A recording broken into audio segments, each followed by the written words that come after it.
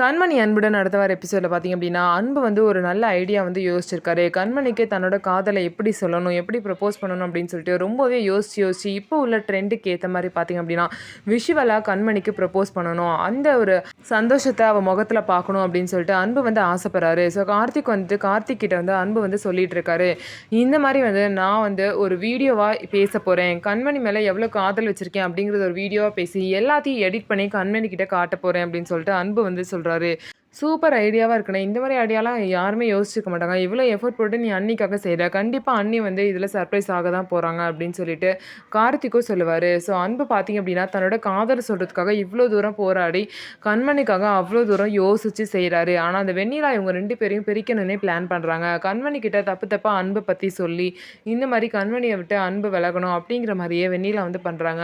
வெண்ணிலா கொஞ்சம் கூட வந்து பார்த்தீங்கன்னா, கண்மணி தன்னோட ஃப்ரெண்டு தான். அவ நல்லா இருக்கணும், வாழ்க்கை நல்லா இருக்கணும் அப்படிங்கிற எண்ணம் வெண்ணிலாக்கு கொஞ்சம் கூட இல்ல.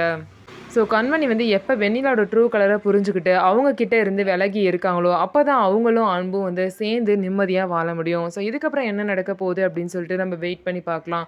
நம்ம வீடியோ உங்களுக்கு பிடிச்சிருந்தா, நம்ம வீடியோவ லைக் பண்ணிக்கோங்க. மறக்காம நம்மளோட சேனல சப்ஸ்கிரைப் பண்ணிட்டு பாருங்க.